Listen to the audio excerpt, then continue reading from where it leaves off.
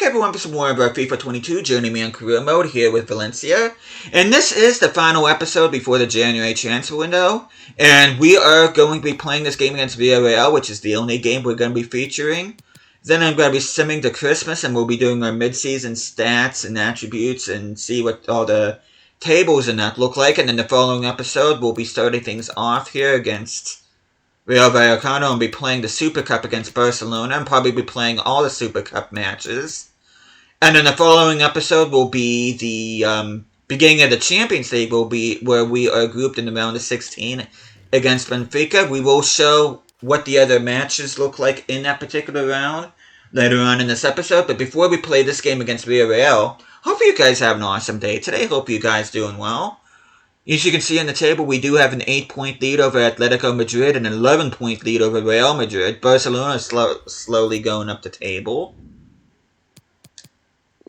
I am not playing under overcast skies.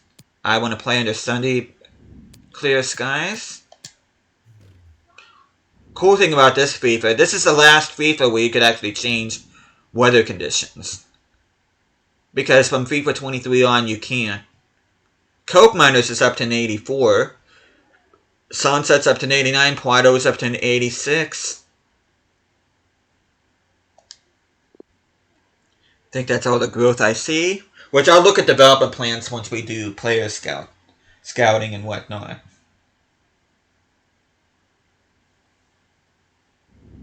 You can see Mamadashvili, our starting goalkeeper, is the featured player. Should reach an 85 here before long. I'm thinking around the time we play against Benfica, maybe he'll get to an 85, though he should definitely reach it before the end of the season, for sure. I gotta look at Coke Miner's development plan, too, because hopefully he'll get and develop a little bit more. Oh, I see Bruno. So they signed Bruno. Of course, one of my favorite players on my favorite team, Newcastle United. He is being linked with a move to Manchester City, though I very highly doubt he'll leave. Even if they get and meet his release clause, the player can always say no, so at least I think that's how it is in real life.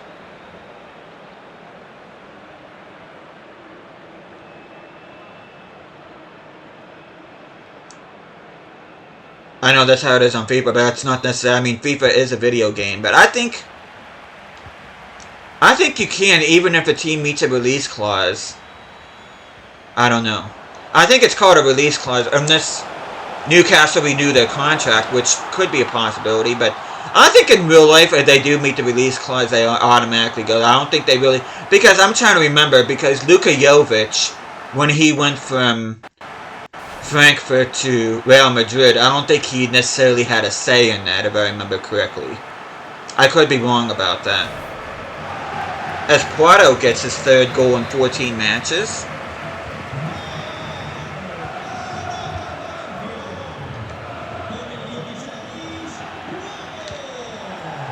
My team does so well get the ball, but yet they don't keep it.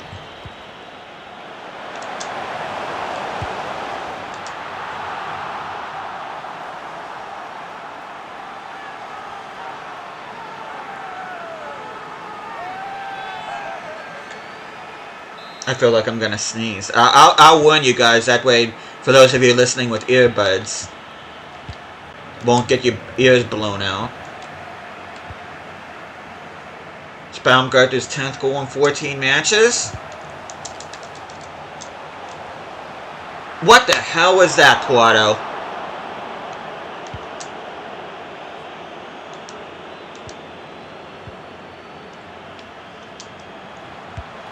There we go. Prado gets a second. And I think that's enough. I think we've done more than enough here, hopefully. As they do get a goal back through Tomori, the center back. Zagankov missed a penalty, which would have made it 4-1. Which I don't know why he's taking penalties and not Sunset, but whatever. We are going to sim to Christmas, and we're going to be doing our mid-season stuff here.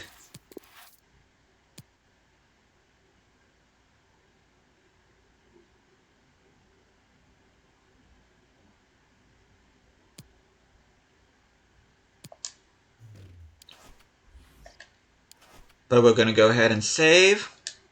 I'm not interested in training. But as you can see, we have a 10-point lead over Atletico Madrid now. Real Madrid 13 points behind us. Athletic Bilbao hanging on to that Champions League spot. Barcelona and Sevilla will be in... Well, Barcelona would be in the Europa League and Sevilla would be in the Conference League. Alaves having a respectable season. Almeria sitting bottom, much like they are in real life. Betis in 15th, which is a bit of a surprise.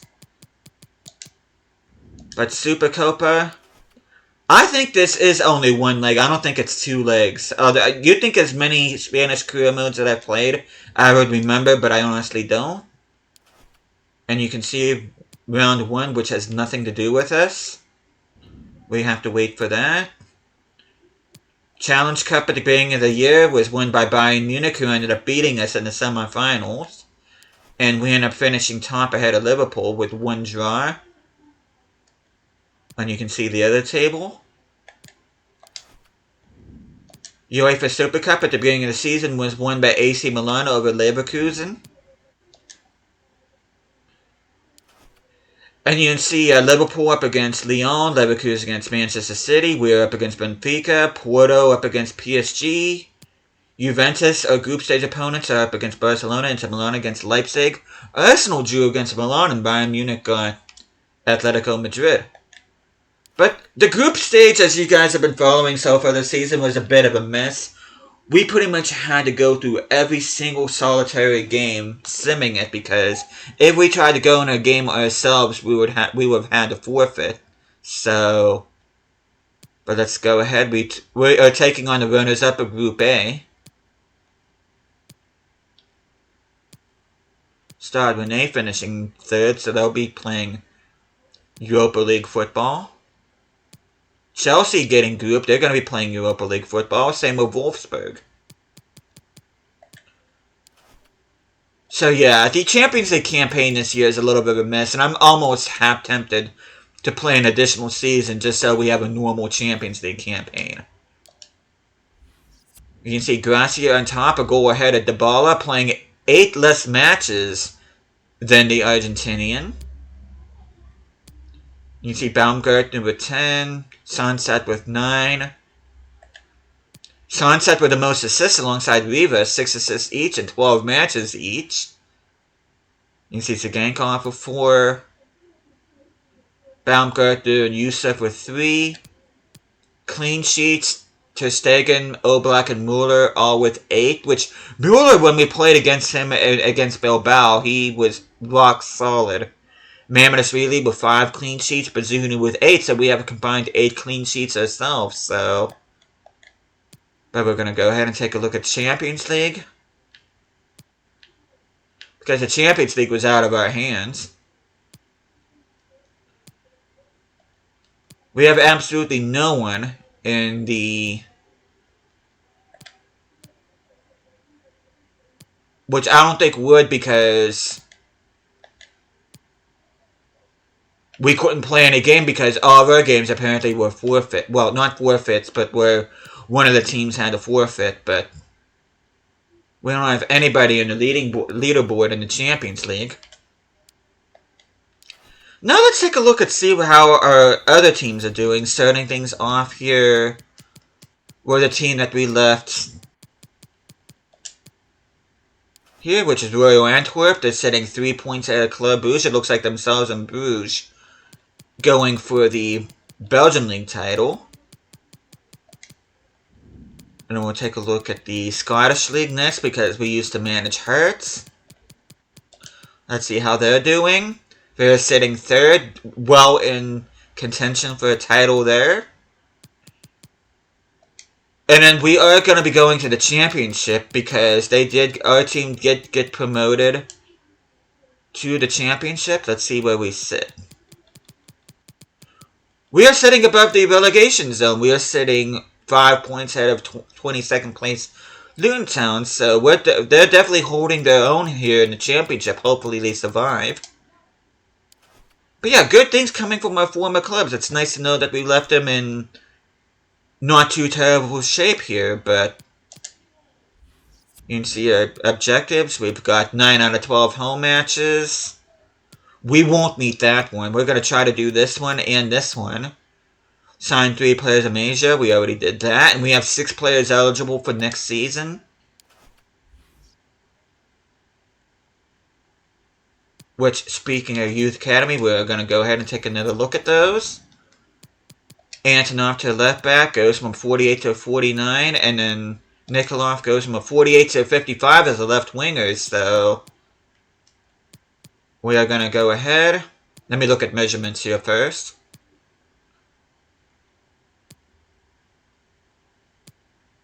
Let's see if anybody has any special traits. Okay, Kovac has the technical dribble trait. That's a CPU, rather. Let me look at development plans.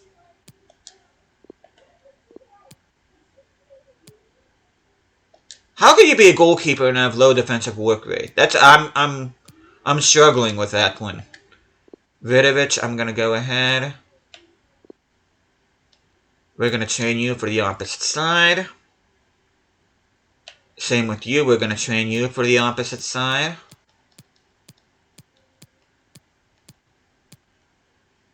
Oh, right winger, it's a showing. Okay, looks like we're keeping you unbalanced. Striker. I want you at a high attacking work rate. I don't know how you can be a striker and not have a high attacking work rate either. But we're just gonna double check, which I did this 3 episodes ago. But I'm gonna show you guys all the offers that I've made. If there's any in particular you want to look at, you can go ahead and pause. Which Terrier, I did in fact do the swap with Musa.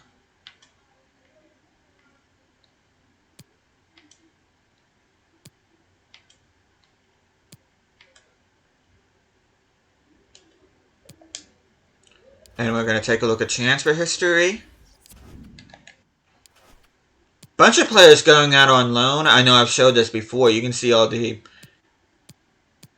values I sold them for. If there's anybody in particular you want to look at, you can just go ahead and pause the video. We got rid of a bunch of players. We sold a bunch of players.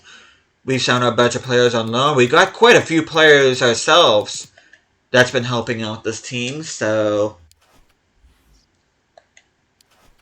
and you can see our first team and our second team, which Baumgartner is up to an 88 now.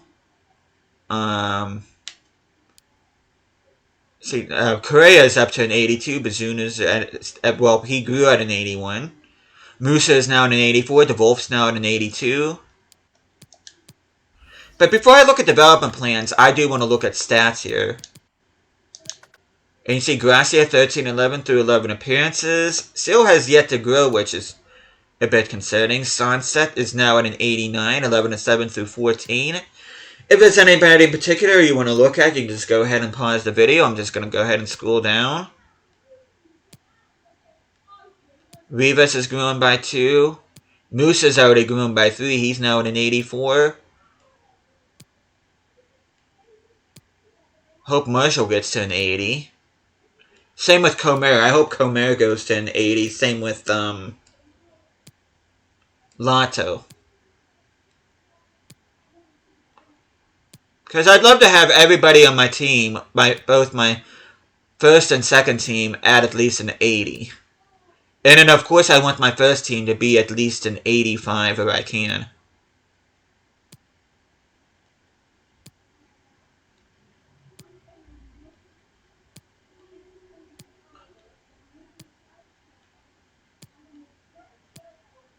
Okay, we got 77, which I wonder if I have him loan listed.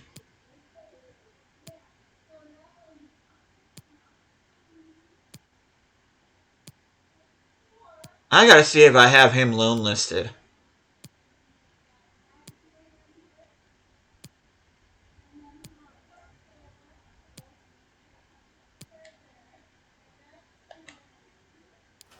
Let me see if I have him loan listed.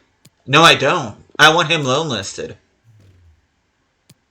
Poor guy. I thought I had him loan listed. But anyway, we're going to go to development plans. Okay, 5 weeks to get to an 85 on OK, so he should get there before our next Champions League match. Again, if there's anybody in particular you want to look at, well, wait a minute. Why do I not have a plan on him? No, I feel really bad for this guy.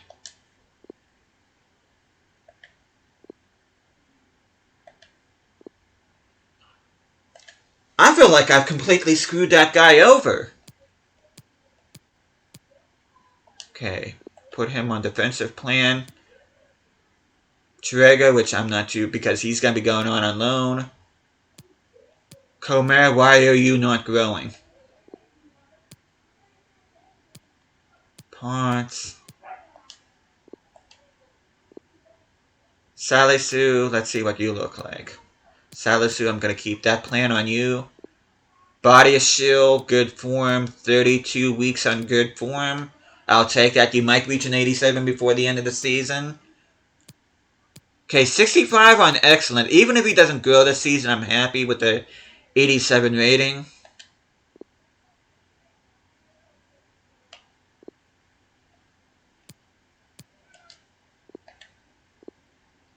Should be putting plans on these guys. Mangala. Okay, let's see if we can increase improve your weak foot. Even though it says that you can.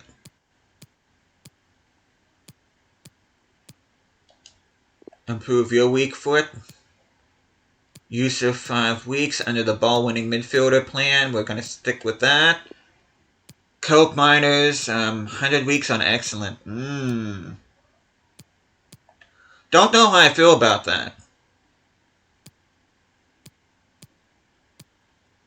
30 weeks on good. He might reach an 80 before the end of the season. I'll keep him on balance. Because it's only going to take him 6 weeks under balanced. I should feature Okugawa in a game. I really should. Maybe I'll play him and the other Japanese players I signed in the Super Cup.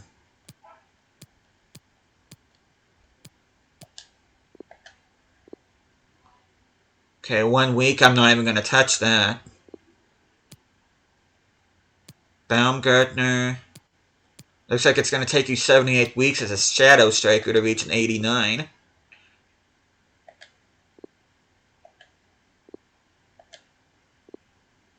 Kind of buzzing through these, but if there's anybody in particular you want to look at, you can just pause the video. Musa having some good growth, even though he's been kind of inconsistent for me when I actually play with him, but... Okay, 32 weeks on okay. Hopefully he'll reach at least an 81 this season. That'd be nice. 22 weeks on excellent for Sunset. And there we go. I think that's pretty much all. I don't think there's really anything I'm forgetting. Oh. A couple players not happy with their contracts, but I'm not worried about that until after the transfer window. Which you can see we still have 90 million. Okay, we started off with 141 million.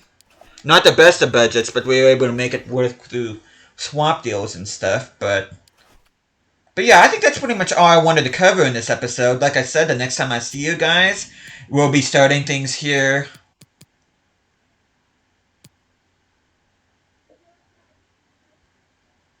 I might actually... No, I'm going to do this game against Eibar off camera. We're going to start things off with a Youth Academy report. Then we're probably going to play this game against Rayo Vallecano, maybe. But we'll definitely play the game against Barcelona. Actually, I think I'll sim these games against Rayo Vallecano and Almeria. We'll be playing Super Cup against Barcelona. We'll be playing this La Liga match against Atletico Madrid. I do want to play this away game against Cadiz because we did drop points against them, so it'll be a bit of a revenge game. So I think those are all the games we're going to be doing in the next episode. So hope you guys looking forward to that, and hopefully the game fixed itself in regards to the Champions League. Hopefully we won't be forced to sim the entirety of the knockout stages of the Champions League because of a glitch in the game. But thank you guys so much for watching this. Hope you guys are enjoying the series so far. I'll be seeing you guys again next time.